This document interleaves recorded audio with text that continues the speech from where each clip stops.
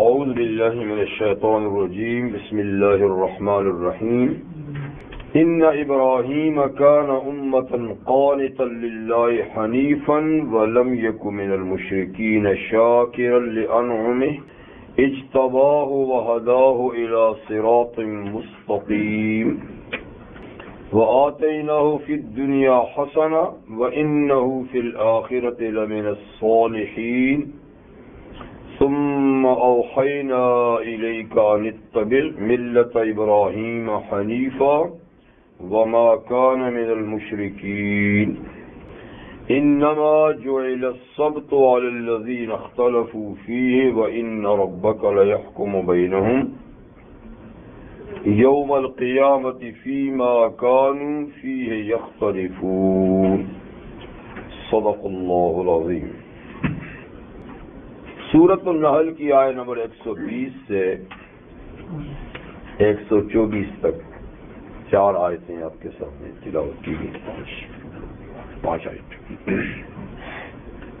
کچھ آیات بیشتر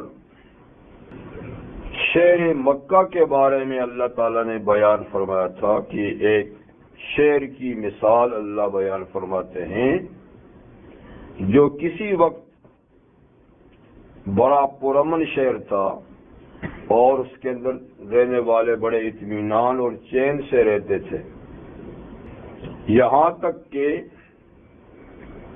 اس شہر والوں نے اللہ کی نعمتوں کی ناشکری کی، جس کی پاداش میں اللہ نے ان کو بھوک اور بے خوفی کا لباس پہنا دیا، خوشحالی کا لباس اتار دیا، امن کا لباس اتار دیا، اس کی جگہ بھوک کا لباس اور بدامنی کا لباس جیسے ان کو، یعنی مطلب کہ قحط سالی مسلط کر دی اور خوف مسلط کر دیا۔ کیوں مسلط کر دیا؟ اس لیے کہ انہوں نے اللہ کی نعمت کی ناقدری کی، اور نعمت کون سی؟ نبی کریم علیہ السلام۔ شہر کون سا تھا؟ مکہ مکرمہ۔ تو آج کی آیات میں، یعنی پہلی 4 آیات میں اسی شہر کے بانی ان کے فضائل اللہ تعالیٰ بیان فرماتے ہیں کہ جنہوں نے اس شہر کی بنیاد رکھی تھی، جنہوں نے اس کی امن اور سلامتی کی دعا کی تھی، وہ عظیم شخصیت کون ہیں؟ تو فرماتے ان ابراہیم کان امتن، کیونکہ اس شہر کے بانی حضرت ابراہیم خلیل اللہ تھے، جنہوں نے اللہ کا گھر وہاں بنا کر اس شہر کی جیسے کہ بنیاد رکھی،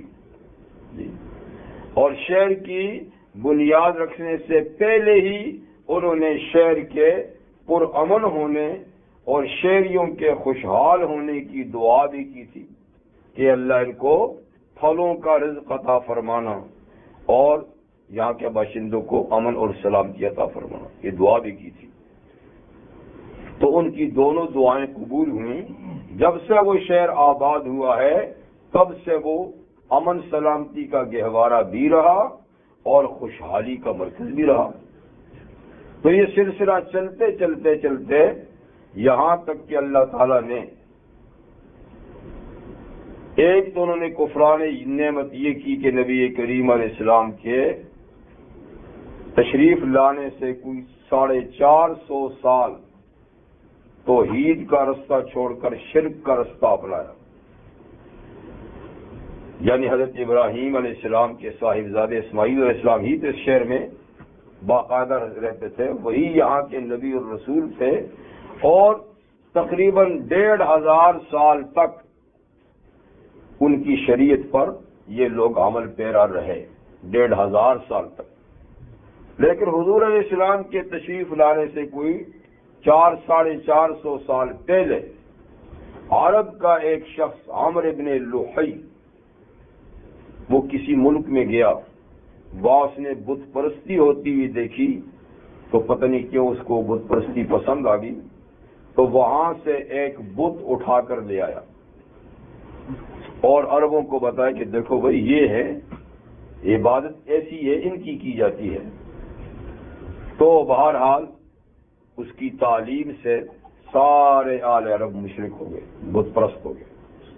تو وہ شہر جو توحید کا مرکز تھا تو وہ اتنا یعنی شرک کا گڑھ بن گیا کہ خود بیت اللہ اور اس کے آس پاس 360 بت رکھے ہوئے تھے۔ جہاں اللہ کا تلبیہ پڑھتے تھے وہاں ان کا ساتھ نہیں پڑھتے تھے، جہاں اللہ کی عبادت ہوتی تھی، طواف ہوتا تھا، وہاں ساتھ ساتھ ان کا بھی، تو وہ شرک کا مرکز بن گیا۔ یہ سلسلہ چلتا رہا یہاں تک کہ اللہ تعالیٰ نے ان پہ رحم کیا تو سرور کونین صلی اللہ علیہ وسلم اسی شہر میں مبعوث ہوئے۔ انہوں نے پھر سے ملت ابراہیمی کا احیاء کیا، ان کی تعلیمات، لیکن وہ لوگ شرک کے اتنے رسیا ہو چکے تھے کہ انہوں نے حضور علیہ السلام کی شدت سے مخالفت کی اور آپ کی دعوت کو قبول نہیں کیا۔ اس کی پاداش میں اللہ نے اس شہر کے امن کو بد امنی اور خوشحالی کو بدحالی سے تبدیل کر دیا۔ یہ بات پیچھے گزری۔ تو اب اسی کے بانی حضرت خلیل اللہ کا اللہ ذکر فرماتے ہیں اور ان کی صفات اور ان کے اوصاف بیان فرماتے ہیں۔ ان ابراہیم کان امتن، کہ بے شک ابراہیم بانی مکہ مکرمہ، بانی بیت اللہ، وہ تو اتنی عظیم شخصیت تھے کہ ایک فرد ہوتے ہوئے بھی وہ ایک امت کے قائم مقام تھے۔ امت کا لفظ جو ہے نا یہ کئی معنوں میں استعمال ہوتا ہے۔ عام فارم معنی تو امت کا کیا ہے؟ جماعت، جیسے کئی معنوں میں کئی جگہ قرآن مجید میں امت جماعت کا معنی میں کنتم خیر امت، تم ایک اچھی امت ہو، یعنی اچھی جماعت ہو جی۔ اور اس طرح کئی آیات میں امت کا معنی یہی ہے۔ لیکن امت کا ایک معنی زمانہ بھی ہے، زمانہ دراز، جیسے سورہ یوسف میں گزر چکا ہے کہ حضرت یوسف علیہ السلام نے جس نوجوان کو خواب کی تعبیر بتائی تھی کہ تم آزاد ہو جاؤ گے، اور جب تم آزاد ہو کے اپنے بادشاہ پر اپنی ڈیوٹی پہ بحال ہو جاؤ گے تو بادشاہ سے میرا ذکر کرنا کہ ایک بے قصور آدمی جہل میں پڑا ہوا ہے، اس کی بھی تحقیقات کی جائے۔ تو وہ جو گیا نا وہ تو پھر کام میں اتنا مست ہو گیا کہ بھول ہی گیا، ان کا تذکرہ ہی بھول گیا۔ یہاں تک کہ بادشاہ نے جب خواب دیکھے اور اس کی تعبیر کا مسئلہ سامنے آیا اور کوئی تعبیر نہ بتا سکا تو اس نوجوان کو تب جا کے یوسف علیہ السلام یاد ہے، تو اس نے وَذَّكَرَ بَعْدَ أُمَّةٍ، وَذَّكَرَ اس نوجوان کو یاد پڑے حضرت یوسف بعد امت، یعنی طویل عرصے کے بعد۔ تو امت کا معنی طویل عرصہ بھی ہوتا ہے، تو امت کا ایک معنی جماعت، ایک معنی طویل عرصہ، اور امت کا معنی پیشوا بھی ہوتا ہے، امام اور پیشوا۔ امت کا معنی معلم خیر بھی ہوتا ہے، نیکی کی تعلیم دینے والا استاد، نیکی کی درس دینے والا، ٹھیک ہے نا۔ تو یہاں حضرت ابراہیم علیہ السلام کو جو امت کہا ہے تو یہ امت بمانے پیشوا ہے، امام۔ تو ابراہیم علیہ السلام امت تھے یعنی پیشوا تھے یعنی امام تھے، اور نبوت کے ساتھ امامت کا خصوصی اعزاز اللہ تعالیٰ نے آپ کو دیا تھا، اس کا ذکر سورہ بقرہ میں گزر چکا ہے کہ جب ابراہیم علیہ السلام ابتلاء اور آزمائش میں کامیاب ہوئے تو اللہ تعالیٰ فرمایا انی جاعلک للناس اماما، ابراہیم ہم آپ کو دنیا کا امام بنانے والے ہیں، پیشوا مقتدا بنانے والے ہیں جی۔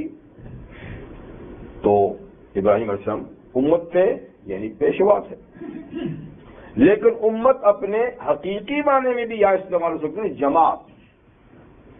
تو اگر امت کو یہاں جماعت کے معنی میں لیں تو بھی ٹھیک ہے، مطلب اس کا یہ ہوگا کہ ابراہیم علیہ السلام یوں تو ایک شخصیت تھے لیکن اتنے کمالات کا مجموعہ تھے، جیسے ایک پوری جماعت میں کمال ہوتے ہیں وہ تنہا ابراہیم علیہ السلام میں کمالات ہو۔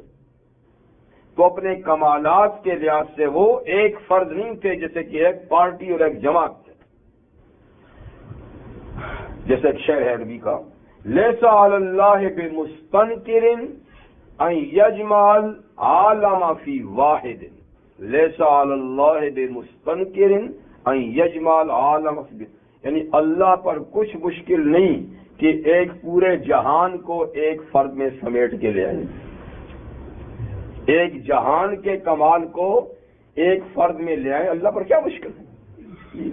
تو خیر ابراہیم علیہ السلام اس لحاظ سے جماعت بھی تھے کہ آپ کے اندر ایک پوری امت کے کمالات یعنی موجود تھے۔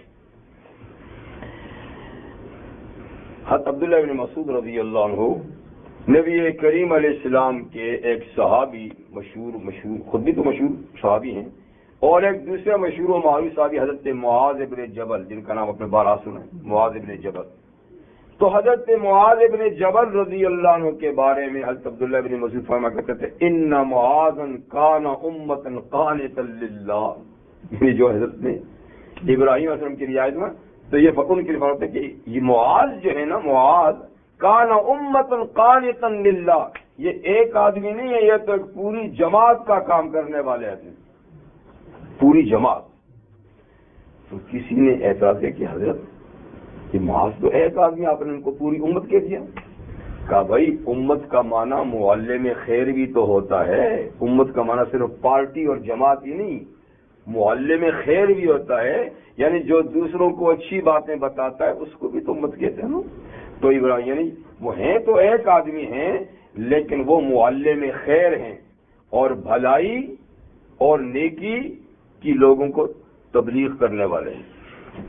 تو حضرت ابراہیم حضرت معاذ رضی اللہ عنہ کو بھی تبلیغ کا ایک خاص ملکہ حاصل تھا، یعنی یہ بھی ایک اللہ تعالیٰ کی عنایت ہوتی ہے نا، بات کسی کو سمجھانے کا ڈھنگ طریقہ۔ اسی لیے جب حضرت معاذ رضی اللہ عنہ کو نبی کریم علیہ السلام نے یمن بھیجا تو ان کے ذمہ دو ڈیوٹیاں عائد کی تھی، ایک حاکم ایک مبلغ، کہ آپ یمن کے حاکم بھی ہیں، یمن کے مبلغ بھی ہیں، تبلیغ بھی آپ نے کرنی ہے، حکومت بھی آپ نے کرنی ہے۔ تو مطلب اتنے کبارات میں سے پھر حضور صلی اللہ علیہ وسلم نے ان کو وصیت بھی کی کہ جب آپ یمن میں جائیں گے تو تبلیغ اس طریقے سے سٹارٹ کرنا۔ آپ نے فرمایا کہ وہاں جب یمن میں مشرکین ہیں تو وہاں اہل کتاب بھی ہیں، اب سب کو ایک ڈنڈے سے ہانکا نہیں جائے گا، تو مشرکین کو دعوت دینے کا اور انداز ہے، اہل کتاب کا اور انداز ہے، وہ کچھ پڑھے لکھے لوگ ہیں، یہ ان پڑھ لوگ ہیں، تو دونوں کو اس لیے فرمایا کہ جب تم جاؤ گے نا معاذ یمن تو وہاں اہل کتاب بھی ہیں، جب ان کو دعوت دو تو سب سے پہلے توحید اور رسالت کی دعوت دینا، توحید اور۔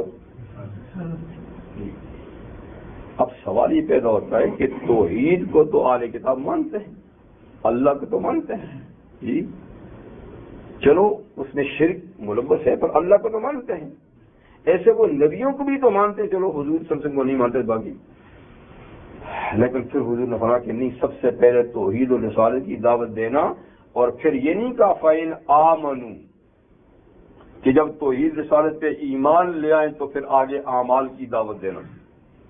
فرمایا اِذَا عَرَفُوا جب وہ اللہ رسول کو پہچان جائیں، ہاں فرق ہے، کیونکہ مانتے وہ ہیں، اللہ کو بھی مانتے ہیں، لیکن ان کو پہچان نہیں ہے، پہچان نہیں ہے۔ دیکھیے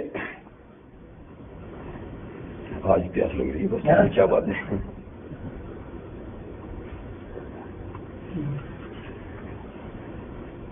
شاہ ولی اللہ رحمۃ اللہ علیہ، جن کا میں کبھی کبھی تذکرہ کرتا رہتا ہوں، میں بس ٹھیک ہے۔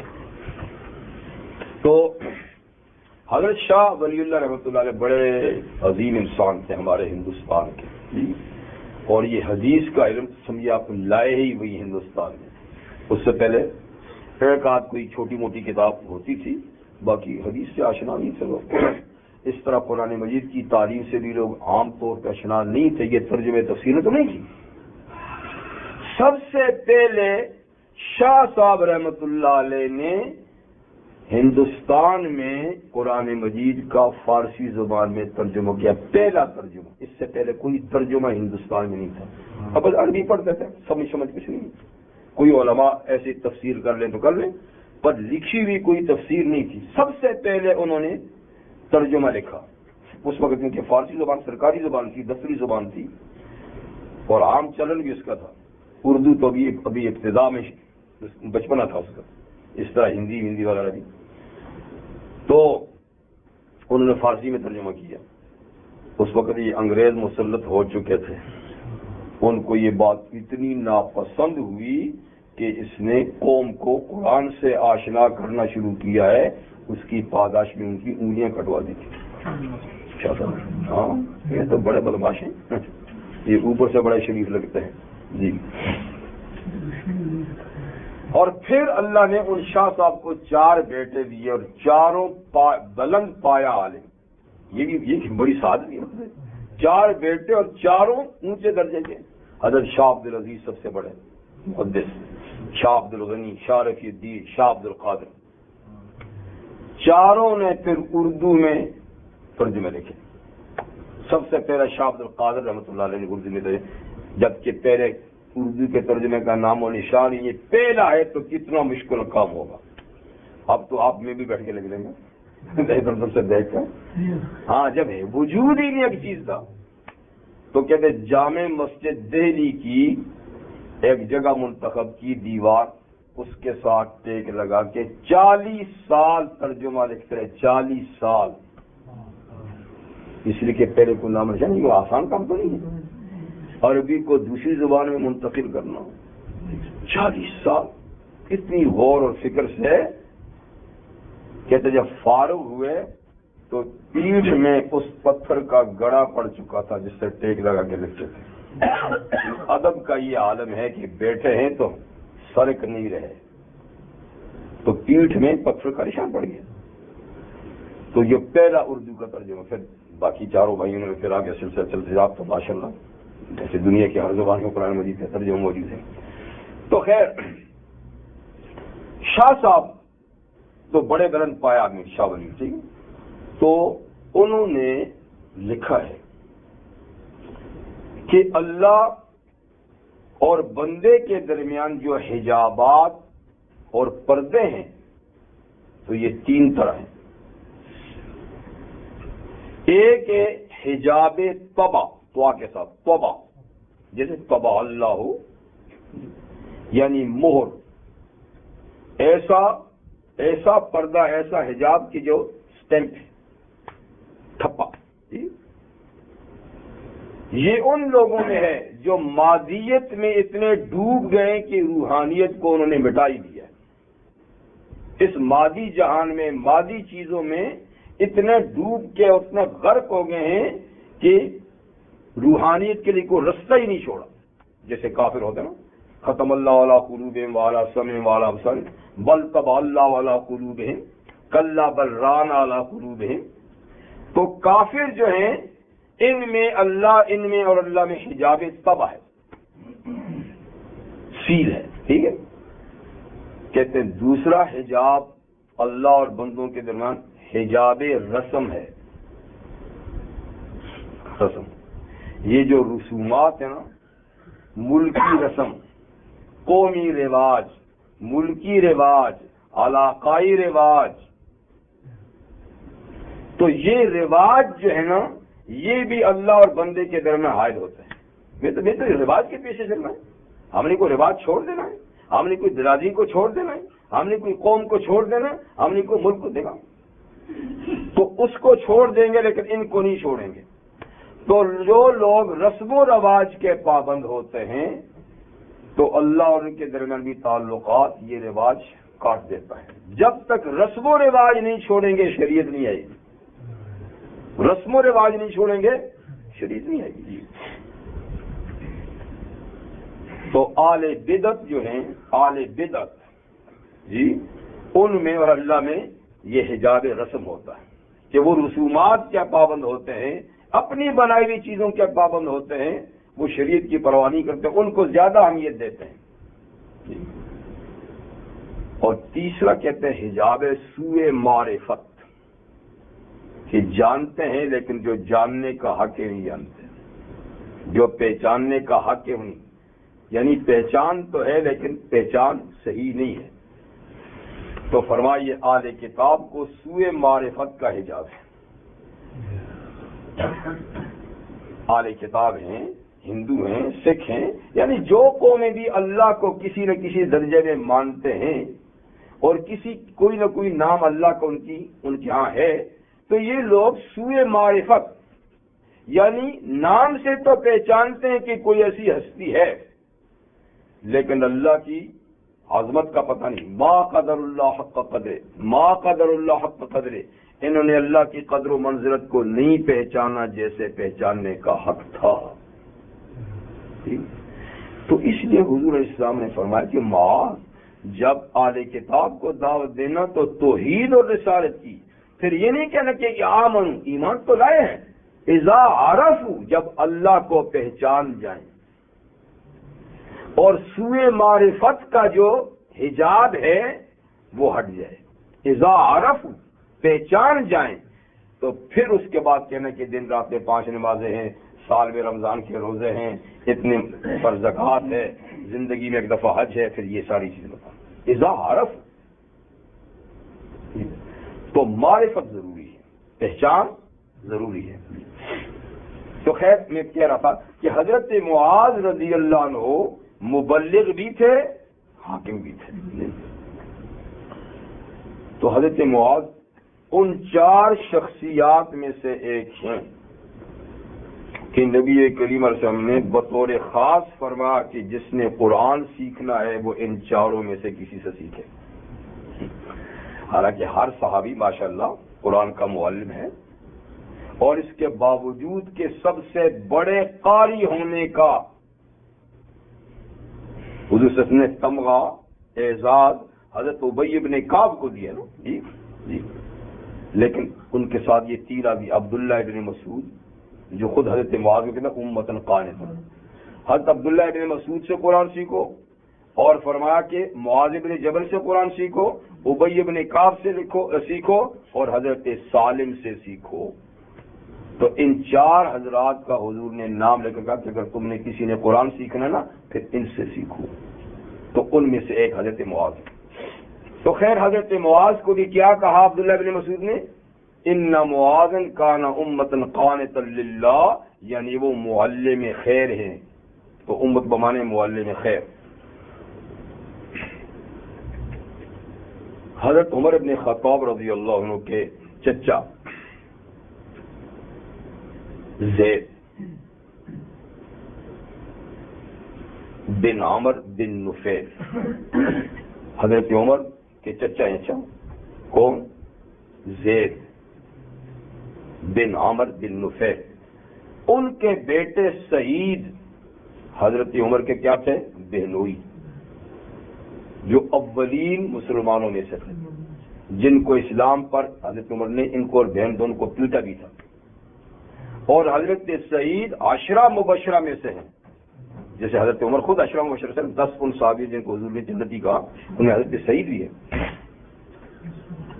تو حضرت سعید ایک دفعہ نبی کریم علیہ السلام کی خدمت میں آئے اور انہوں نے عرض کی کہ یا رسول اللہ صلی اللہ علیہ وسلم، میرے والد زید جیسے کہ آپ جانتے ہیں، حضور کی نبوت سے پہلے ان کا انتقال ہو گیا تھا لیکن حضور کے ساتھ ان کی شناسائی تھی، جان پہچان تھی. تو جیسے کہ آپ جانتے ہیں وہ شرک نہیں کرتے تھے. حضرت سعید نے کہا وہ شرک نہیں کرتے تھے، یعنی آپ کو پتا ہے، اور وہ مشرکانہ عقیدے کے ذبح کیے ہوئے جانوروں کا گوشت بھی نہیں کھاتے تھے، اور جو بتوں کے نام ذبح کرتے ہیں ان کو روک ٹوک بھی کرتے تھے کہ اس جانور نے جان اللہ نے ڈالی ہے اور تم ان کے نام سے جان نکالتے ہو، شرم کرو. ایسا نہیں کہتے تھے، یعنی اس کو پیدا اس کو اللہ نے کیا، جان اس میں اللہ نے ڈالی، تو اللہ کے نام سے جان نکالو نا، ان کے نام سے کیا نکالتے ہو؟ تو وہ یعنی شرک سے متنفر تھے، شرک سے متنفر تھے، بلکہ وہ حق کی تلاش میں انہوں نے سفر بھی کیا. تو چند آدمی مکہ میں ایسے تھے جو شرک نہیں کرتے تھے اور حق کی تلاش میں انہوں نے باقاعدہ سفر کیے کہ دیکھیں دنیا میں صحیح مذہب کیا ہے. ان میں ایک حضرت ورقہ بھی تھے، ورقہ بن نوفل، حضرت خدیجہ کے چچا زاد بھائی. تو خیر وہ تو ڈھونڈ تلاش کرنے کے بعد انہوں نے عیسائیت کو اپنا لیا تھا جی. تو اس وقت جو بھی صحیح عیسائیت تھی اس کے مطابق وہ چل رہے تھے. سعید بھی اسی گروپ کے ایک آدمی تھے. تو یہ بھی چلتے پھرتے ہے کہ صحیح مذہب. تو ان کی ملاقات یہودیوں سے ہوئی. اس وقت یہودی عیسائی پڑھے لکھے اور یعنی مذہب اور دین والے لوگ تھے، صاحب کتاب تھے، باقی قومیں تو سلیسی تھی. تو یہودیوں سے میرے طور سے جا کر اپنا مدعا ذکر کیا کہ بھائی اس طریقے سے یہ شرک کا عقیدہ اور یہ چیزیں تو مجھے پسند نہیں ہیں اور میں حق کا متلاشی ہوں. اگر آپ لوگ میری کوئی رہنمائی کریں، آپ پڑھے لکھے لوگ ہیں، تو یہ ان کی خوش قسمتی، ورنہ تو ہر مذہب والا کھینچا اپنی طرف اور یہ ہم ہی حق پر ہیں باقی ساری دنیا سے. یہ ان کی خوش قسمتی ہے کہ جس سے پالا پڑا اس نے سچ بات بتا دی. اس نے کہا زید اگر آپ واقعی حق کے متلاشی ہیں تو یہودیت میں مت تلاش کریں. ہاں یہودیت میں بالکل حق نہیں. اگر تم خدا کا غصہ لینا چاہتے ہو نا تو پھر آ جاؤ. اب تو یہودیت میں اللہ کے غصے کے ساتھ مغضوب علیہ غضب اللہ علیہ، قرآن نے ان پہ ذکر کیا کہ ان پہ اللہ تعالیٰ کا غصہ ہے، ناراضگی ہے. اللہ کی ناراضگی نور اللہ نے کہتا تھا کہ باقی یہاں کچھ نہیں ہے، جاؤ نہیں. تو کہا بھائی اللہ کے غضب سے تو بھاگا بھاگا آ رہا ہوں، اگر یہاں بھی اللہ کے غضب کے ساتھ کچھ ملتا میری سو توبہ یہودیت سے. تو چلے. تو اس کے بعد دوسرا مذہب تھا عیسائیت. تو یہ ان کی دیکھو اصل بات یہ ہے، ایک بات آپ سے کہوں کہ جو آدمی دل کی گہرائی سے حق کا متلاشی ہونا، تو اللہ تعالیٰ کا قرآن میں ہے وَالَّذِينَ جَاهَدُوا فِينَا لَنَهْدِيَنَّهُمْ سُبُلَنَا. جو ہمارے رستے میں کوئی جہاد، مجاہدہ، کوشش، محنت کرتا ہے سچے دل سے، ہم ضرور اس کو راہ راست پہ لے آتے ہیں. یہ تو اللہ تعالیٰ کا فرمان ہے. اس لیے آدمی اگر خالی و ذہن ہو جائے کہ یا اللہ اس افراتفری میں جاؤں تو آخر کدھر جاؤں، تو میری رہنمائی کر، اور مخلصانہ دل سے میں کہتا ہوں کہ ایک دفعہ بھی کہتے اہدنا الصراط المستقیم، تو اللہ اس کے لیے راست کھول دیتے ہیں. تو یہ شخص مخلص تھا جی. تو دیکھیے یہاں عیسائیوں میں بھی ان کا پالا کسی صحیح آدمی سے پڑ گیا. تو اس کو بھی کہا جی اپنا مدعا کہ میں جی اس طریقے سے آ رہا ہوں تو سچے دین کی. اس نے کہا بھائی اس وقت آخری دین کی حیثیت سے عیسائیت آخری دین ہے. تو اگر اللہ کی طرف سے پھر رستے کو گم کرنا چاہتے ہو، یعنی گمراہ ہونا چاہتے ہو، تو پھر عیسائی بن جاؤ. گمراہ ہونا چاہتا ہے، کہا گمراہ تو پہلے سے ہوں، رستہ تو پہلے سے نہیں مل رہا. کہا عیسائیت میں سوائے گمراہی کے پھر کچھ نہیں ہے. جی اب صحیح عیسائیت نہیں ہے، میں گمراہ تو پہلے سے، تو میں تو ہدایت کے لیے آ رہا ہوں، یہاں پھر آ کے گم ہوتا ہوں تو میری سو توبہ اس سے. تو یہی دو بڑے مذہب تھے اور صحیح لوگوں سے واسطہ پڑا تو معلوم ہے کہ کچھ بھی نہیں ہے اب دنیا میں، کچھ بھی نہیں.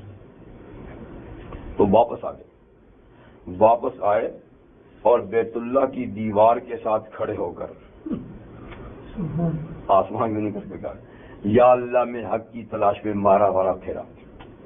یہودیوں نے بھی یہ جواب دیا، عیسائیوں نے بھی یہ جواب دیا. یہی تو دو بڑے مذہب تھے، اور تو دنیا میں ہے ہی اندھیرا اور یہاں تو اندھیرا ہے ہی ہے جی. تو کہیں روشنی نہیں ملی. تو میں آپ کو گواہ بناتا ہوں کہ میں ملت ابراہیمی پر ہوں، اگرچہ اس کی تفصیلات کا پتہ نہیں کیونکہ اس کے نام و نشان میں مٹ چکے ہیں، ہے کہیں نہیں. لیکن میں اس کو اجمالی ایمان کہتا ہوں، اجمالی ایمان. تو میں ملت ابراہیمی پر ہوں، یہ انہوں نے کہا اور پھر چپ کر کے بیٹھ گئے. کیونکہ اور رستہ تو نہیں نا، ملت ابراہیمی کیا ہے اس کا تو رہنما ہے کوئی. تو ملت ابراہیمی کے مجدد جب پیدا ہوئے تو ان کا انتقال ہو چکا تھا. تو حضرت سعید نے حضور سے کہا کہ حضور کیا میں اپنے اس والد کے لیے استغفار کر سکتا ہوں؟ سوال یہ تھا ان کے لیے، کیونکہ اللہ تعالیٰ نے قرآن میں مشرک اور کافر ماں باپ کے لیے دعا استغفار کرنے سے منع کیا ہے. تو میرے باپ کی پوزیشن تو یہ کہ کفر شرک تو نہیں کرتے تھے، ہدایت کے متلاشی تھے، وہ بھی نہیں ملی تو آپ جانتے ہیں. تو حضور نے فرمایا ہاں سعید، تیرا باپ تو ایک امت کی حیثیت سے قیامت کے دن آئے گا. بات یہ آپ کو بتانا تھا، تیرا باپ تو ایک فرد نہیں ایک امت کی حیثیت سے آئے گا کہ جس نے اتنی ضلالت اور گمراہی کے اندر اپنے آپ کو بچایا. یہ تو اس کی مجبوری تھی کہ وہ کوئی نبی نہیں، کسی نبی کی تعلیم نہیں، بس اس کو اپنا تھا. تو اس فطرت کہتے ہیں نا، حضور علیہ السلام اور عیسیٰ علیہ السلام کے درمیانی دور کے لوگ، فطرت کے دور کے لوگ جو شرک نہیں کرتے تھے پر دین کا بھی پتہ نہیں، تو ان کے بارے میں ہمارا یہی عقیدہ ہے کہ وہ بخشے جائیں گے. عقیدہ ہے کہ وہ بخشے جائیں گے، ان کو شریعت کا پتہ نہیں لیکن وہ شرک نہیں کرتے تھے. تو شرک کرنے والے کو اللہ نہیں بخشے گا، باقی کو. تو یہ بتا رہا تھا کہ دیکھو امت کا معنی یہ ہے کہ ایک آدمی بسا اوقات ایک جماعت کا کام کر دیتا ہے، ایک فرد بڑا کام کر دیتا ہے. کبھی بڑی پارٹی بھی کچھ نہیں کر سکتی، یہ اللہ کا کام. تو بے شک ابراہیم کان امتن قانتا للہ، وہ تو ایک پوری امت تھے، یا پیشوا اور امام تھے، معلم الخیر تھے، اور قانتا للہ اللہ کے لیے عاجز تھے، متواضع تھے. قانت کا معنی قنوت، عاجزی، انکساری کرنے والے. اور حنیفہ وہ ہر باطل مذہب سے یک طرف تھے، ہر باطل طرف سے مائل اور جھکے ہوئے تھے حق کی طرف. وَلَمْ يَكُنْ مِنَ الْمُشْرِكِينَ، اور وہ بالکل مشرکین سے نہ تھے، جیسے مشرکین کا دعویٰ ہے کہ ہمارے ابو تھے اور ہمارا دین اور کہے تھے. نہیں، ان کو اس سے کوئی واسطہ نہیں ہے. نسبی لحاظ سے بے شک عرب ان کی اولاد ہیں، لیکن مذہبی لحاظ سے ان کی اولاد نہیں، اس لیے کہ وہ تو امام الموحدین تھے اور یہ تو سر سے پاؤں تک لتھڑے ہوئے ہیں شرک میں. تو نسبت خاک را بعالم پاک، ان مٹی کے پتروں کو اس پاکیزہ شخصیت سے نسبت دی گیا ہے. لم یکن المشرکین. تو کان امتن ایک صفت، قانتا للہ، قانتا للہ دو صفتیں، حنیفن تیسری. یہ اس باتی صفاتیں. لم یکن من المشرکین یہ منفی صفت ہے. پھر اس باتی شاکرا لانعمہ، ابراہیم خلیل اللہ کی تمام نعمتوں کے شکر گزار تھے. انعم نعمت کی جمع ہے، انعم تو اللہ کی تمام نعمتوں کے کیا تھے؟ شاکرن شکر گزار. تو مکہ والوں کا دعویٰ تو ہے نا ہم ابراہیمی ہیں، لیکن انہوں نے تو کتنی بڑی ناشکری کی، اللہ کے رسول کو قبول نہیں کیا. جبکہ جن کی طرف نسبت کرتے ہیں وہ تو چھوٹی چھوٹی نعمتوں کے بھی بڑے قدردان تھے. تو کیا یہ ناشکر اس شکر گزار کی اولاد ہو سکتے ہیں؟ مطلب ان کو کیا نسبت ہے ان کے ساتھ؟ تو حضرت ابراہیم خلیل اللہ کی ساری نعمتوں کے بڑے شکر گزار تھے. امام راضی رحمۃ اللہ علیہ نے لکھا ہے کہ اللہ کی نعمت روزی رزق کے اتنے قدردان تھے حضرت ابراہیم علیہ السلام کہ کسی وقت کا کھانا مہمان کے بغیر نہیں کھاتے تھے. انتظار ہوتی تھی مہمان آئے گا تو کھاؤں گی، میں اکیلا کھا لوں تو یہ اللہ کی نعمت کی ناقدری ہے. تو مہمان کے ہم تو کہتے ہیں آ رہا ہے تو جلدی سے پلیٹ خالی کرو بس. ہاں جی ہے نا، میں ہم تو دکھی رنگ کو جانتے ہیں اپنے. اور جی کال آئیے فلانا صاحب، اچھا جلدی دو فارغ دو. اور وہ انتظار کرتے، کوئی آئے نہیں آئے تو بیٹھے انتظار کر رہے ہیں. اور ان کا خاص واقعہ تو اب سورہ ہود وغیرہ میں گزر چکا، دوسری صورتوں میں، کہ جب ان کے پاس فرشتے مہمان بن کر آئے انسانی شکل میں تو ان کو بٹھا کر گپیں نہیں لگانی شروع کر دی، خیر خیری سے، کہاں سے آؤ، کب تک، کتنا رہو گے، یہ نہیں کہتے فما لبسا ٹھہرے ہی نہیں ان کے پاس، بٹھا کر ٹھہرے نہیں، انجاب اجر سمین کہ تلا ہوا بچڑا لے آئے، ٹھہرے ہی نہیں تواضع کے لیے. تو لائے تو پھر ظاہر پتہ وہ تو مہمان دوسرے قسم کے مہمان تھے، لیکن اپنی طرف سے تو دیکھیے نا، سب سے پہلے تواضع کا انتظام. تو یہ ہیں ابراہیم علیہ السلام، شاکر اللہ میں کھانے کی نعمت کے اتنے قدردان، تو ہر نعمت کے اسی طریقے سے یعنی وہ بہت بڑے قدردان اور شاکر تھے. اللہ تعالیٰ نے ابراہیم علیہ السلام کی اور تعریفات بھی دوسری صورتوں میں بیان فرمائی ہیں. ایک جگہ فرمایا ابراہیم الذی وفا، ابراہیم وہ ہیں جس نے ہر عہد اللہ کا پورا کیا، ہر ایگریمنٹ اللہ کا پورا کیا، ابراہیم الذی وفا. اور ایک جگہ فرمایا اذ جاء ربہ بقلب سلیم، جب ابراہیم اپنے رب کے سامنے سالم سلامت دل لے کر آئے، ایسا سلامت دل کے جس دل میں اللہ کے سوا ہاں جی کوئی دوسری یہ بڑی بات ہے. اور مقام خلت بھی یہی ہے جو اللہ تعالیٰ نے ان کو ایک اور مقام عطا فرمایا تھا نا، خلیل. تو خلیل کہتے ہیں دوست کو، دیکھیں دوست کو صدیق بھی کہتے ہیں، رفیق بھی کہتے ہیں، اور بھی کئی الفاظ ہیں، لیکن خلت کہتے ہیں نا، خلت دوستی کا وہ مقام ہے کہ اس سے اوپر پھر کوئی اور مقام نہیں. اس میں اہل علم کا تھوڑا سا اختلاف ہے، بعض کہتے ہیں کہ حبیب کا مقام خلیل سے اوپر ہوتا ہے. نہیں جی، لیکن ابن قیم رحم اللہ نے اس پہ لکھا ہے کہ نہیں، خلیل کا مقام حبیب سے بھی اوپر ہوتا ہے. ہاں چلیے ایک عالم کی تحقیق ہے، میں یہ نہیں کہتا، میں فیصلہ کرنے والا نہیں. عام طور پہ تو یہی ہے، یہی سنتے آئے ہیں کہ حبیب کا مقام خلیل سے اوپر ہے، کیونکہ رسول اللہ حبیب اللہ ہے، ٹھیک ہے، اور ظاہر بات ہے کہ حضور صلی اللہ علیہ وسلم کا مقام. لیکن ابن قیم فرماتے ہیں کہ نہیں، خلیل کا مقام حبیب سے اونچا ہے.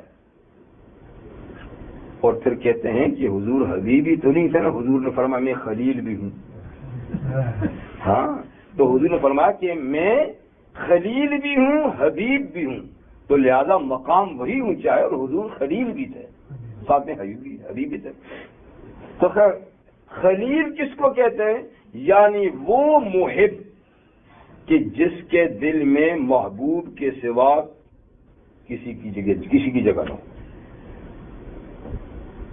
یہ بہت اونچا مقام ہے. اور اس کا پتہ کہاں سے چلا؟ جب کہا بیٹے کو ذبح کر دو، کیونکہ دل میں اولاد کی محبت کا بھی خانہ ہے، بیوی ماں باپ پتہ نہیں کتنے خانے ہیں، ہمارے تو سارے ادھر ہی ہیں. اللہ خیر کرے جی. لیکن ان کے دل میں اللہ کی محبت کے سوا کسی کی نہیں تھی. اس لیے بیٹے کے خواب میں اشارہ ہوا، کوئی ڈائریکٹ ایسا ظاہر میں حکم بھی نہیں آیا، تو فوراً تیار ہو گئے. تو خیر اتخذ اللہ ابراہیم خلیلا اذ جاء ربہ بقلب سلیم، جب وہ اپنے رب کے پاس آئے قلب سلیم لے کر، سلامت دل، جس دل میں اللہ کے سوا کسی کا جی. یہ مطلب نہیں کہ وہ باقیوں سے محبت نہیں کرتا، نہیں، وہ بات نہیں ہے.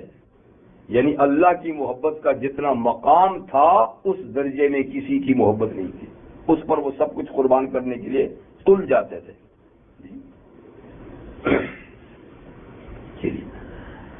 تو اجتباہ، اللہ نے ان کو چن لیا، کس کے لیے؟ نبوت کے لیے، خلت کے لیے چن لیا. وَهَدَاهُ إِلَىٰ صِرَاطٍ مُسْتَقِيمٍ، اور اللہ نے ان کو صراط مستقیم کی رہنمائی کی، وہ ٹھیک سیدھے رستے پہ گامزن تھے اور سیدھے ہدایت کے رستے پہ چلنے والے تھے. یہ تعریفی کلمات اللہ تعالی نے ابراہیم خلیل اللہ کے بارے میں ارشاد فرمایا. آگے اللہ تعالیٰ نے ان کی جزا کا ذکر کیا ہے، دونوں جہانوں میں، دنیا آخرت میں جزا، کہ وَآتَيْنَا فِي الدُّنْيَا حَسَنَةً، کہ ہم نے ان کو دنیا میں بھی بھلائی نصیب کی، ان کے ان اوصاف کی وجہ سے، ان اعمال کی وجہ سے دنیا میں بھی ان کو حسنہ اتنا جامع کلمہ ہے کہ جہاں بھر کی بھلائیاں اس ایک کلمے میں آ جاتی ہیں، حسنہ بھلائی۔ تو دنیا کی ہر بھلائی یعنی ہم نے ان کو دے دی، اور یہ بھلائی کوئی کم ہے کہ ان کا ذکر خیر دنیا کی ہر قوم کرتی ہے۔ تو یہ مشرکین شرک کے باوجود بھی ان کی تعظیم کرتے تھے، اپنا پیشوا مانتے تھے۔ آج یہودی بھی کہتے ہیں ہم ابراہیمی ہیں، عیسائی بھی کہتے ہیں ابراہیمی ہیں، ہر قوم دنیا کی کہتی ہے کہ ہم ابراہیمی ہیں، چاہے ابراہیمی ہیں یا نہیں ہیں، لیکن بہر ہر قوم کے دل میں ان کا احترام ہونا یہ دنیا کی حسنہ ہے، بھلائی ہے۔ در حقیقت ابراہیمی تو امت اسلام ہے، اور نبی کریم صلی اللہ علیہ وسلم سب سے پہلے نبی ہیں جنہوں نے ان کی ملت کو زندگی بخشی، احیاء کیا، احیاء ملت ابراہیم حنیف، اور پھر اس کے بعد جو ہے آپ کی امت۔ اور ہماری نماز اس وقت تک تکمیل پذیر نہیں ہوتی جب ہم حضور کے ساتھ دعائے رحمت کرنے میں ابراہیم علیہ السلام اور ان کی فیملی کو شامل نہیں کرتے۔ اللہم صلی علی محمد وعلی آل محمد کما صلیت علی ابراہیم وعلی آل ابراہیم وبارک علی محمد وعلی آل محمد کما بارکت علی ابراہیم وعلی آل ابراہیم۔ تو دیکھیے دنیا بھر میں کروڑوں مسلمان دعائے رحمت ابراہیم علیہ السلام سے کر رہے، تو آتنا فی الدنیا حسنہ، ہم نے ان کو دنیا میں نیک نامی، شہرت اور بھلائی اور دعائے خیر میں یاد کرنا، اور جب ان کا نام نامی اس میں گرامی کہے آ جائے تو کیا کہتے ہیں؟ علیہ السلام، ابراہیم علیہ السلام۔ تو یہ آتنا فی الدنیا حسنہ، نیک نامی۔ اور یہ نہیں کہ دنیا ہی میں ان کا کوئی چرچا ہو رہا ہے، بلکہ وَإِنَّهُ فِي الْآخِرَةِ لَمِنَ الصَّالِحِينَ، بے شک ابراہیم آخرت میں بھی نیک لوگوں میں سے، صف اول کے نیک لوگوں میں سے ہوں گے، صف اول کے نیک لوگوں میں سے ہوں گے۔ اور جیسے یہ بات میں نے 12 ذکر کی ہے کہ طبقہ انبیاء اور رسل میں محمد الرسول اللہ صلی اللہ علیہ وسلم کو چونکہ خاتم الانبیاء والمرسلین اور امام الانبیاء والمرسلین ہیں، ان کے بعد پھر حضرت ابراہیم ہی کا مقام ہے، آپ کے ابراہیم علیہ السلام ہی کا مقام ہے۔ اور آخرت میں ابراہیم علیہ السلام کے اس اعزاز کہ انہ لفی من الصالحین، نبی کریم صلی اللہ علیہ وسلم فرمایا کہ سب سے پہلے قیامت کے دن ابراہیم علیہ السلام کو سوٹ پہنایا جائے گا۔ یہ سوٹ نہیں کہہ رہا آپ، اس میں میں اپنے سوٹ ان کو کہتا ہوں، آپ کے یہاں سوٹ کا دوسرا نام ہوتا نا، ہاں کوٹ پینٹ۔ تو ابراہیم علیہ السلام کو لباس، اس کو چھوڑ دیتے ہیں، لباس پہنایا جائے گا، اس لیے کہ جب قبروں سے اٹھیں گے تو اس پہلی حالت پہ اٹھیں گے بے لباس سب لوگ اٹھیں گے، اور پھر درجہ بدرجہ اللہ تعالی لباس پہنوائیں گے۔ تو حضور نے فرمایا سب سے پہلے ابراہیم علیہ السلام کو لباس پہنایا جائے گا، اور یہ حضور کی تواضع ہے، ورنہ بات تو یہ کہ سب سے پہلے حضور کو پہنایا جائے گا۔ لیکن آپ کبھی ایسی بات نہیں کرتے تھے، آپ ہمیشہ دوسروں کا نام لیتے تھے، بلکہ آپ کے بارے میں یہ تو آپ کو لباس میں ملبوس ہی قبر سے اٹھیں گے، پہنانے والی بات کی۔ تو بہرحال یہ بھی بڑی اعزاز ہے کہ چلو حضور کے بعد سب سے پہلے ان کو لباس پہنایا جائے گا، اور پھر درجہ بدل۔ آپ کو پتہ ہے کہ ابراہیم علیہ السلام کے والد مشرکوں کے سردار تھے، ہاں، اور سخت ترین آپ کے مخالفین میں سے تھے۔ تو سورہ شعراء میں ہے کہ ابراہیم علیہ السلام نے دعا فرمائی، وَلَا تُخْزِنِي يَوْمَ يُبْعَثُونَ، اے اللہ جس دن لوگ اٹھائے جائیں گے تو مجھے رسوا نہ کرنا۔ یہ بھی ایک بڑی رسوائی نا، اور جی فلانے کا بیٹا دیکھ رہا وہ جا رہا ہے، فلانے کا باپ وہ جا رہا ہے، ادھر جا رہا ہے، یہ رسول. تو اللہ مجھے جب قیامت کے اٹھائے جائیں گے تو رسوا نہ کرنا کہ میں آپ کا خلیل ہوں اور کوئی اشارہ کرے کہ ان کا فلانا وہ جا رہا ہے. تو اور کیا ہے، بیٹے تو ماشاءاللہ اللہ نے نبی دیے، ولی دیے، 2 بیٹے نبی، باقی بیٹے ولی. اور پھر بیٹوں سے جو سلسلہ نبوت چلایا تو ہزاروں نبی آپ کی اولاد. اس طرح سے تو ماشاءاللہ یہ خانہ ہما آفتاب سارا گھر ہی سورج ہے. لیکن پیچھے کا معاملہ ہے نا باپ کا، وہ تھا پریشان کن. تو حضور نے فرمایا کہ اللہ تعالیٰ ان کو اس رسوائی سے بھی بچائیں گے. دیکھو ابراہیم کا باپ وہ جا رہا ہے، تو فرمایا ان کی شکل بدل دیں گے، باپ کی شکل ہی بدل دیں گے اللہ تعالیٰ، پہچانیں گے کوئی کون جا رہا ہے، تاکہ ابراہیم کی طرف کوئی نہیں کہے کہ ان کا باپ وہ جا رہا ہے، ان کی رسوائی ہو.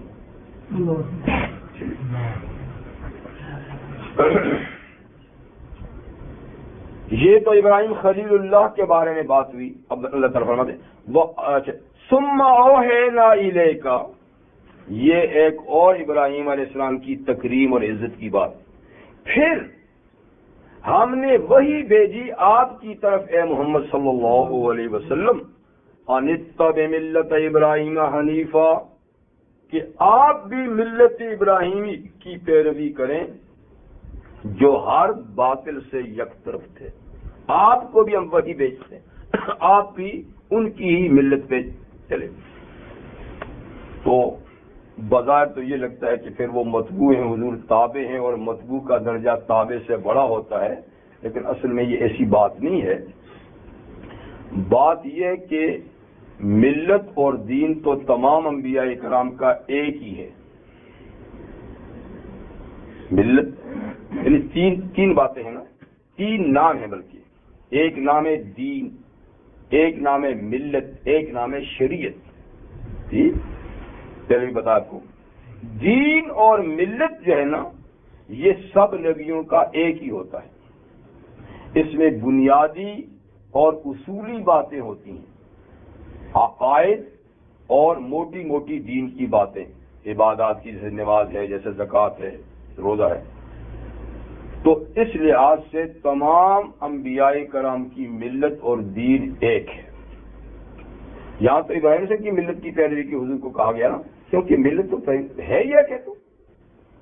لیکن سورہ انعام میں 18 انبیاء کرام کا ابراہیم علیہ السلام کا نام لے کر، اس کے بعد 18 انبیاء کرام کا اللہ نے نام لے کر کہا حضور کو، اولئک الذین ھداھم اللہ فبھداھم مقتدہ، کہ ان سب کو اللہ نے ہدایت دی، آپ بھی ان کی ہدایت کی اقتدا کریں. تو لیجیے ایک ہی نہیں، سب کی جب پیچھے گزرے نا سب کی اقتدا. تو یہ اقتدا ایسے نہیں ہے کہ وہ کوئی اور تھا اور آپ کا کچھ اور، تو اس کو چھوڑو تو اس کے پیچھے جاؤ. بس یہ کہ یہاں اقتدا صرف اس لحاظ سے کہ وہ پہلے گزرے آپ پیچھے ہیں، ورنہ رستہ ایک ہی ہے، ملت اور دین ایک ہی ہے. شریعتیں زمان و مکان کے لحاظ سے مختلف ہوتی ہیں، لوگوں کے مزاج حالات کے مطابق مختلف ہوتی ہیں، پر دین اور ملت ہمیشہ تمام انبیاء کرام کا ایک ہی راز. تو آپ ان کی ملت کی پیروی کریں جو یک طرف ہے.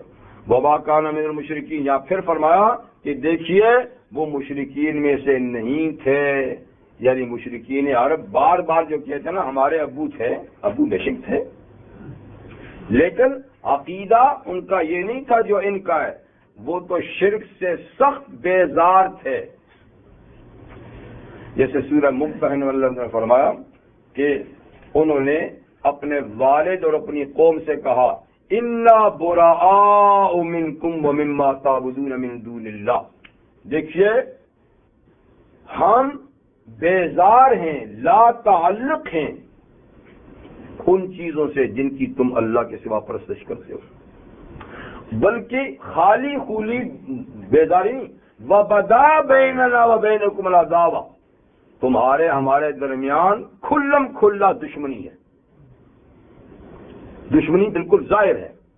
حَتَّى تُؤْمِنُوا بِاللَّهِ وَحْدَهُ، اس وقت تک یہ دشمنی اور بیزاری رہے گی جب تک کہ تم ایک خدا واحد پہ ایمان نہیں لاؤ گے۔ یہ اعلان کہاں کیا؟ کس معاشرے میں؟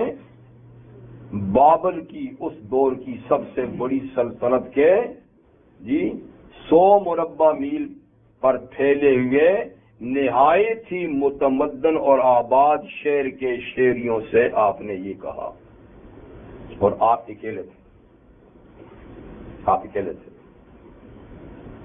کیونکہ آپ کے بھتیجے لوط علیہ السلام وہ چھوٹے تھے اس وقت، بیوی وہ بھی اس وقت شادی ہوئی ہوگی یا نہیں ہوگی، جیسے کہ جب اس وقت آپ نے اعلان کیا تو ایک وقت تھا کہ آپ بالکل تنی تنہا تھے، اور اتنا زبردست آپ نے پوری قوم کو اعلان کیا بیداری کا۔ تو ابراہیم تو ایسے جری تھے، ہر باطل خدا کو لا احب الافرین، لا احب الافرین، میں ان غروب ہونے والوں کو نہیں پسند کرتا، غروب ہونے والے۔ تو اتنا جرأت مندانہ فیصلہ اور قول ابراہیم خلیل اللہ نے کیا، اور پھر جب وہاں سے ہجرت کی تو بھی کوئی بڑی جماعت ساتھ نہیں تھی، 3 آدمیوں کا قافلہ تھا، لوط، حضرت سارہ، حضرت ابراہیم، 3 آدمی بس۔ تو یہ بات نہیں ہے، وہ تو یعنی اتنے، اور تمہارے تو گھر میں کونے کونے میں کمرے میں بت سجا ہوا ہے، اور تم کہتے ہو کہ یہ ہے وہ ہے۔ وما کان من المشرکین انما جعل السبت، یہ سوال کا جواب ہے۔ اچھا جی، آپ نے تو بڑی شد و مد سے کہا کہ نبی کریم علیہ السلام ملت ابراہیمی کے مجدد ہیں، متبع ہیں، پیروکار ہیں، ہم کیسے مانیں جی؟ کیوں؟ آپ تو جمعے کے دن کا احترام کرتے ہیں، ہفتے کے دن تو احترام ہی نہیں کرتے۔ ان کے ہاں تو مقدس دن ہفتے کا تھا، آپ نے مقدس جمعے کو مانا ہوا ہے، اور کہتے ہیں جی ہم ان کی ملت کے مجدد ہیں۔ یہ کیسے ہو سکتا ہے؟ اس نوعیت کا ایک سوال 4 پارے کے ابتدا میں بھی گزرا ہے، اگر آپ کو یاد ہوگا، اسی سوال پر کہ آپ کہتے ہیں کہ آپ ملت ابراہیمی کے مجدد ہیں، اور آپ کا دین اور شریعت ملت ابراہیمی کے مطابق ہے، اور آپ کی امت بھی ان کی متبع ہے، تو پھر آپ اونٹ کا گوشت کیوں کھاتے ہیں جی؟ اونٹ کا دودھ کیوں پیتے ہیں جناب؟ بطخیں کیوں کھاتے ہو؟ مرغاویاں کیوں کھاتے ہو؟ اس لیے جی یہ تو ان کی شریعت میں حرام تھی، آپ تو مزے سے کھاتے ہیں، بھون کر، کباب بنا کر۔ تو وہاں سوال تو وہاں اس سوال کا، جانوروں کے سوال کا جواب تو وہاں دیا، اور دن کی تعظیم و تکریم کا یہاں دیا۔ یہ ایک ہی نوعیت کے سوال ہے۔ بھلا وہاں کیا جواب دیا تھا؟ کل الطعام کان حلا لبنی اسرائیل، تم جھوٹ بولتے ہو، ہر قسم کے کھانے بنی اسرائیل کے لیے اللہ نے حلال قرار دیے تھے، جس میں اونٹ بھی ہے، ٹھیک ہے، اور جس میں بطخ، مرغا بھی اس قسم کے، یعنی ایک پنجے والے جانور جن کے پنجے الگ الگ نہیں، پاؤں، ناخن الگ الگ نہیں، ایک ہی ناخن والے، یہ ان کے لیے حلال تھے، ان کے دودھ بھی حلال تھے، گوشت بھی حلال تھے، چربی بھی حلال تھی۔ بات یہ ہوئی کہ الا ما حرم اسرائیل علی نفسہ، یوں تو سارے حلال جانور طعام ان کے لیے حلال تھے، مگر وہ جو خود یعقوب علیہ السلام نے ایک نظر مان کر اپنے اوپر ان کو منع کر دیا تھا۔ یہاں تحریم کا معنی وہ نہیں کہ خدا کے حلال کو حرام کہنا، یہ تو کفر کی بات ہے، یہ یاد رکھیے۔ تحلیل تحریم کی یا تحریم تحلیل کی، حرام کو حلال، حلال کو حرام، کسی حلال چیز کو حرام عقیدے کے لحاظ سے، ایمان کے لحاظ سے اگر کسی حلال چیز کو حرام سمجھا جائے گا تو یہ کفر ہے، اس سے آدمی کافر ہو جاتا ہے، یعنی استعمال کرتا ہی نہیں کرتا، لیکن اس کا عقیدہ ہے کہ یہ حرام نہیں، یہ حلال ہے، اور اللہ نے اس کو حرام کیا ہے۔ فرض کریں کوئی کہتا ہے شراب حلال ہے، کوئی کہتا ہے سور حلال ہے، تو یہ آدمی مسلمان نہیں، کافر، کیونکہ کسی حلال کو حرام کہنا عقیدتاً یہ کیا ہے؟ کفر ہے۔ اور دوسرا یہ ہے کہ کسی حلال چیز کو عقیدے کے طور پہ تو حرام نہیں کہتا، لیکن زبان کے طور پہ اس کو اپنے لیے حرام کا درجہ دیتا ہے، قول سے، عقیدہ نہیں ہے، عقیدتاً تو حلال ہے لیکن زبان سے اپنے اوپر اس کو حرام قرار دیتا ہے کہ یہ کھاؤں گا، بعض لوگ کہتے ہیں یہ کھاؤں گا تو سور کھاؤں گا، معاذ اللہ سن والے، یا یہ تو مجھ پہ حرام ہے یعنی میں نہیں کھاؤں گا، یہ مجھ پہ حرام ہے یعنی نہیں کھاؤں گا، یہ نہیں کہ اسلام میں حرام ہے، یعنی مجھ پہ حرام ہے یعنی نہیں کھاؤں گا، تو اس کو کہتے ہیں قسم۔ کیا کہتے ہیں؟ قسم۔ اس کا حکم یہ ہے کہ اس حلال چیز کو کھائے اور قسم کا فوراً کفارہ ادا کرے، اس قسم کو توڑے، اس قسم پہ رہنا گناہ ہے، اس کو توڑے اور اس کا کفارہ ادا کرے۔ نبی کریم علیہ السلام کے ساتھ بھی ایک معاملہ ایسا ہوا تھا، آپ کا معمول تھا صلی اللہ علیہ وسلم عصر کے بعد ہر بیوی کے گھر میں تھوڑی دیر کے لیے جاتے تھے، ہر بیوی کے گھر میں، اور اس کی ضروریات پوچھتے تھے، تھوڑی دیر بیٹھتے تھے۔ مغرب کے بعد تمام بیویاں ایک گھر میں آ جاتی تھیں اور تھوڑی دیر ان کے ساتھ مجلس ہوتی تھی، اس گھر میں جس میں آپ نے رات کو رہنا ہوتا تھا، اور پھر عشاء کے بعد رات کو اسی گھر میں آپ رہتے تھے۔ یہ آپ کا عام معمول تھا سفر کے علاوہ۔ تو اس چکر کے دوران ایسا ہوتا کہ حضرت زینب بنت جحش رضی اللہ عنہ کے گھر جب جاتے تو وہ تھوڑا سا حضور کو روک لیتی تھی اور آپ کو شہد کا شربت پلانے کے لیے روک لیتی تھی، تو تھوڑی دیر رک جاتے تھے۔ یہ بات نوٹ کر لی حضرت عائشہ صدیقہ رضی اللہ عنہ نے، تو عورتوں میں یہ تھوڑی سی ہوتی ہے نا، اور پھر حضور جیسے شوہر ہوں تو ہر چاہتی کہ میرے پاس زیادہ ٹائم ہو، یہ وہ والی بات نہیں ہے، یہ تو حضور کی بات ہے نا، ہر چاہتی ہیں کہ مجھ پہ توجہ زیادہ ہو، میرے پاس وقت زیادہ ہو۔ یہ کیا بات ہے، وہاں تھوڑی دیر زیادہ گھڑیاں تو نہیں ہوں گے، پھر بھی اندازے ہوں گے۔ تو حضرت حفصہ سے مشورہ کیا کہ حضور وہاں روزانہ تھوڑا زیادہ ٹھہرتے ہیں، تو یہ بات تو اچھی نہیں ہے، اس لیے اب کے جب تشریف لائے نا وہاں سے ہو کر، تو آپ کہہ دینا حضور آپ سے تو مغافیر کی بو آ رہی ہے۔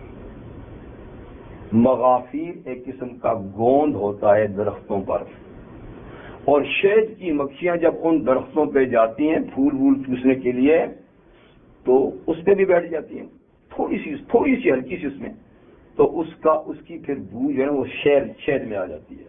تو جو مغافیر پہ بیٹھتی ہیں ان کے شہد میں تھوڑی سی بو ہوتی تھی۔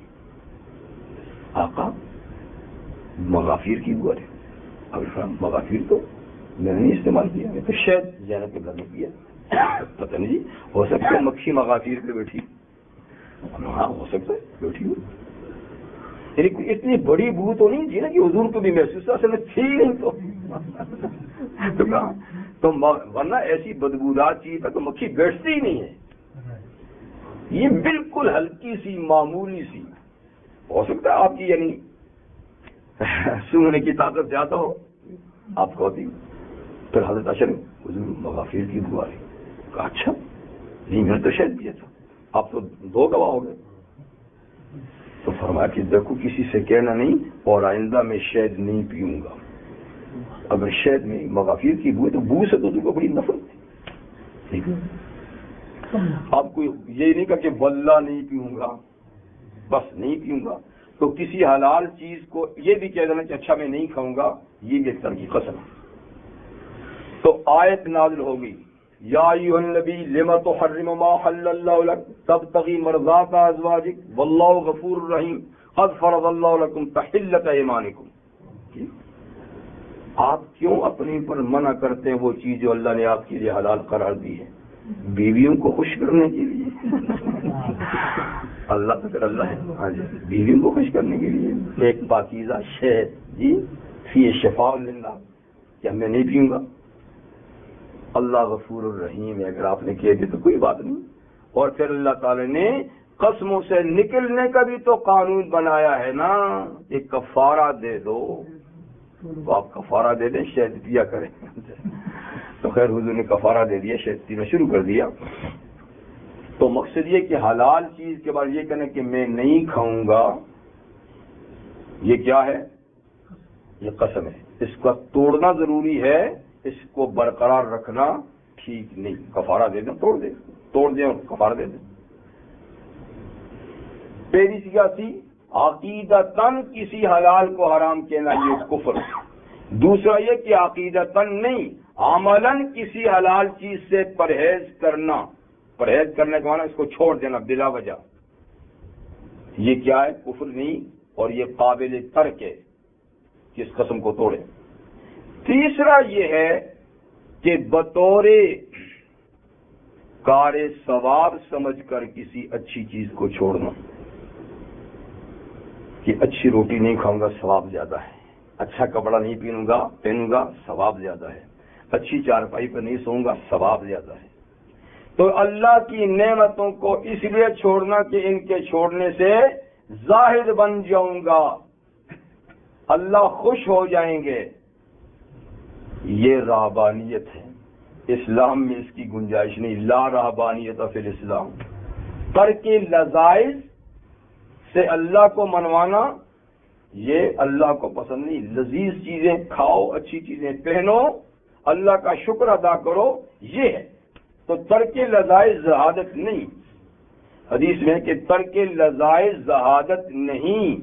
زہد یہ ہے کہ جو آپ کے ہاتھ میں ہے اس پر اتنا اعتماد نہ ہو جتنا اللہ کے پاس ہے اس پہ اعتماد ہو. یہ زہد ہے.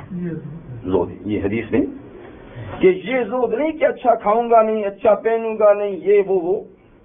زہد یہ کہ جو آپ کے پاس ہے اس پر اتنا اعتماد نہ ہو جتنا اللہ کے پاس ہے اس پہ اعتماد، یہ زہد ہے. تو یہ رہبانیت ہے. ترک لذائذ تو لا رہبانیت فی الاسلام. اسلام میں اس کی گنجائش نہیں. یہ یہود و نصارہ کی اختراع ہے.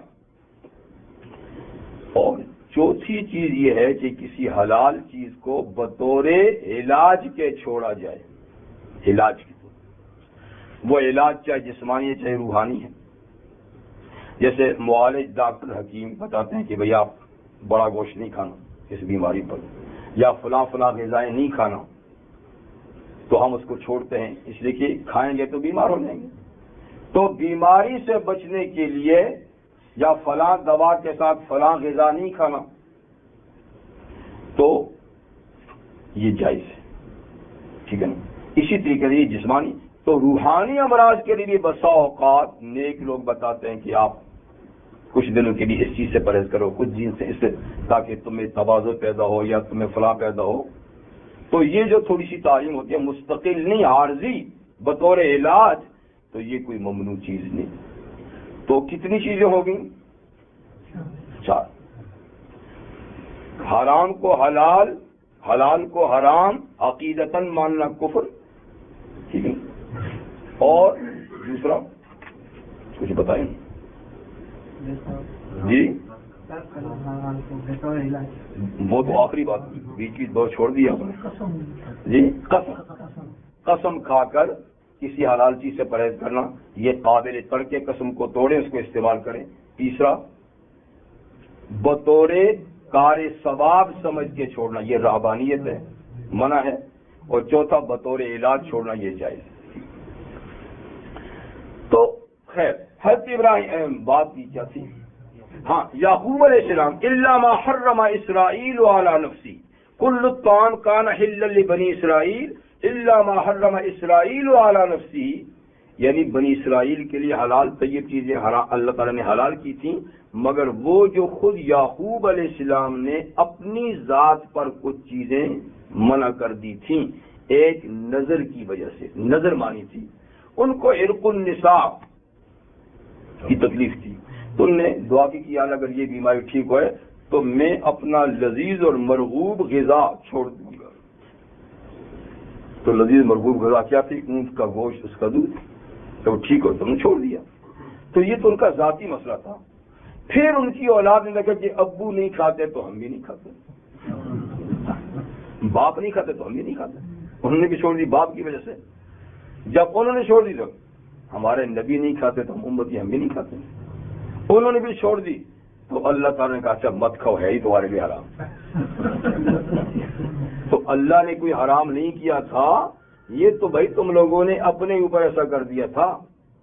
اور باقی کچھ حلال جانور یا چربی جانوروں کی تو اللہ نے حرام کی تھی بطور سزا کے، کہ انہوں نے کچھ ایسے جرائم کیے تھے کہ اللہ تعالیٰ نے حلال چیزیں حلال ہوتے ہوئے ان پہ منع کی تھی بطور سزا کے. تو خیر وہ سوال کیا. تو یہاں بھی یہ سوال ہوا کہ بھئی آپ کہتے ہیں کہ ہم کیا ہیں، ملت ابراہیمی کے متبع ہیں. وہ تو ہفتے کے دن کی تکریم کرتے تھے، آپ جمعے کے دن کی تکریم کرتے ہیں، تو یہ کیا ہے؟ تو اس کا اللہ تعالیٰ یہاں جواب دیتے ہیں کہ انما جعل السبت علی الذین اختلفوا فیہ، بے شک سبت یعنی ہفتے کا دن جو مقرر کیا گیا ہے بطور عبادت کے، ہفتہ واری عبادت کا دن جو مقرر کیا گیا ہے، یہ ان لوگوں کے لیے مقرر کیا گیا ہے اختلفوا فی، جنہوں نے ہفتہ واری عبادت کے دن میں اختلاف کیا. تو اس کی تفصیلات یہ ہیں کہ حضرت اور پھر یہ فرمایا کہ یہ دوسری بات ہے کہ تم ان چیزوں کا لنک ابراہیم علیہ السلام کے ساتھ کیوں لگاتے ہو؟ ان چیزوں کی تحریم تو یعقوب علیہ السلام کے زمانے سے ہوئی، ابراہیم سے تو بہت پہلے گزرے، ان کے دین میں تو وہ تھا ہی نہیں. اسی طرح ہفتے کے دن کی تکریم کا معاملہ ابراہیم علیہ السلام کے زمانے میں کہاں تھا؟ یہ تو موسیٰ علیہ السلام کے زمانے سے چلا ہے صدیوں بعد، اور تم اس کو ملت ابراہیمی کا جز لگا رہے ہو. پہلے یہ دیکھو. تو فرمایا کہ ابراہیم علیہ السلام کے دور کی یہ بات نہیں، یہ تو بنی اسرائیل کے دور کی بات ہے، اور وہ بھی موسیٰ علیہ السلام کے زمانے میں، کہ حضرت موسیٰ علیہ السلام کے زمانے میں اللہ تعالیٰ نے بنی اسرائیل کو ہفتہ واری عبادت کے لیے جمعے کے دن کا کہا، جو عند اللہ تمام دنوں میں سید الایام ہے جمعے کا دن، پہلے سے طے شدہ ہے. تو فرمایا کہ جمعے کے دن کو تم عبادت کے لیے فارغ کر دو. یعنی موسیٰ علیہ السلام کے ذریعے سے ان کو بتایا گیا. تو بنی اسرائیل نے کہا کہ جمعے کے دن کو کیا، ہم تو اس دن کو عبادت کے لیے فارغ کریں گے جس دن اللہ کائنات کی تخلیق سے فارغ ہوئے تھے. تو یہ کوئی وجوبی حکم نہیں تھا، اختیار دیا تھا کہ ہم تمہیں جمعے کا دن پیش کرتے ہیں ہفتے میں، قبول کرو. تو اختیار تھا، اگر تم کوئی اور کرتے تو اور کر لو. تو نے کہا جی ہم تو اس دن کو لینا چاہتے ہیں کہ جس دن اللہ تعالیٰ کائنات کی تخلیق سے فارغ ہوئے تھے. آپ کو پتہ ہے کہ کائنات کی تخلیق کا آغاز سنڈے سے ہوا، اختتام فرائیڈے پہ ہوا، اور اس کے آخری ساعت میں فرمایا آدم علیہ السلام کو پیدا کیا. زمین و آسمان اور سب کائنات کی تخلیق کے بعد جمعے کے دن آخری ساعت میں آدم علیہ السلام کو پیدا کیا. تو ہفتے کے دن کچھ نہیں کیا. تو یہودیوں نے کہا ہمیں وہ پسند ہے، جس دن اللہ نے کچھ نہیں کیا ہم بھی کچھ نہیں کریں گے اور اس کی عبادت کریں گے. کہا ٹھیک. تو انہوں نے اس کو پسند کر لیا، وہ ان پہ مقرر ہو گیا. اللہ نے اس دن کو مقرر نہیں کیا تھا، انہوں نے اپنی مرضی سے مقرر کیا. لیکن اب اس دن کی تعظیم و تکریم کا عالم یہ ہے کہ فجر سے لے کر غروب آفتاب تک کوئی کام بھی نہیں کرنا سوائے عبادت کے. کوئی کام بھی نہیں کرنا، پورا دن جو ہے نا عبادت کے لیے وقف. یہاں تک کہ چولہا جلانے کی بھی اجازت نہیں تھی، روٹی پکانے کی بھی اجازت نہیں تھی، سارا وقت اس میں گزار. تو یہ ان کو حکم ہوا. تفسیر حسینی میں ایک واقعہ ہے کہ حضرت موسیٰ علیہ السلام اس حکم کے بعد ایک دفعہ باہر نکلے، دیکھا تو ایک آدمی سر پہ گٹھڑی اٹھائے بازار جا رہا ہے، یعنی کچھ خرید و فروخت کے لیے جا رہا ہے. آپ نے فرمایا کہ کہاں جا رہے ہیں؟ عجیب بازار. حسن پتہ نہیں آ ہفتے کا دن کا، پکڑو اس کو لٹکاؤ اس کو. یعنی میں آپ کو بتاتا ہوں کہ اس ہفتے کے دن کی تعظیم و تکریم کی اتنی سخت پابندی تھی کہ اس کو قتل کرا دیا گیا. یہ واجب القتل ہے. اس نے اس دن کی تعظیم نہیں کی اور قتل کرا کے دفن بھی نہیں کرایا اس کو. میدان میں لاش کو پھینک دیا. 40 دن تک اس کو جانور نوچتے رہے. تو حکم بھی اتنا شدید ترین تھا اس دن کی تعظیم و تکریم نہ کرنے کا. اور یہ واقعہ تو خود قرآن مجید میں حضرت داؤد علیہ السلام کے زمانے میں ایک گاؤں والوں نے ہفتے کے دن مچھلی کا شکار ہیلے بہانے سے شروع کر دیا. حالانکہ یہ بھی ایک کام تھا اور یہ بھی ممنوع تھا. تو انہوں نے کیونکہ امتحان مچھلی زیادہ وغیرہ آتی تھی تو پھر شیطان نے چال ان کو بتائی کہ وہ حوضوں میں جمع کر دیتے نا مچھلیوں کو اور پھر اس کے بعد اس کو پکڑ لیتے تھے دوسرے دن منڈے کے دن یا سنڈے کے دن اور کہتے تھے ہم نے تو اس فران میں پکڑی ہے. تو اس ہیلے بہانے کی وجہ سے کیا ہوا؟ اللہ تعالیٰ نے کیا کیا؟ ان کی شکلیں اللہ نے بگاڑ دی. کونوا قردۃ خاسئین، کونوا قردۃ ذلیل بندر بن جاؤ. 3 دن بندر بننے کے بعد تو دیکھیے ہفتے کے دن کی تعظیم و تکریم کا کتنا شدید ترین حکم تھا. تو مطلب بات ادھوری ہے.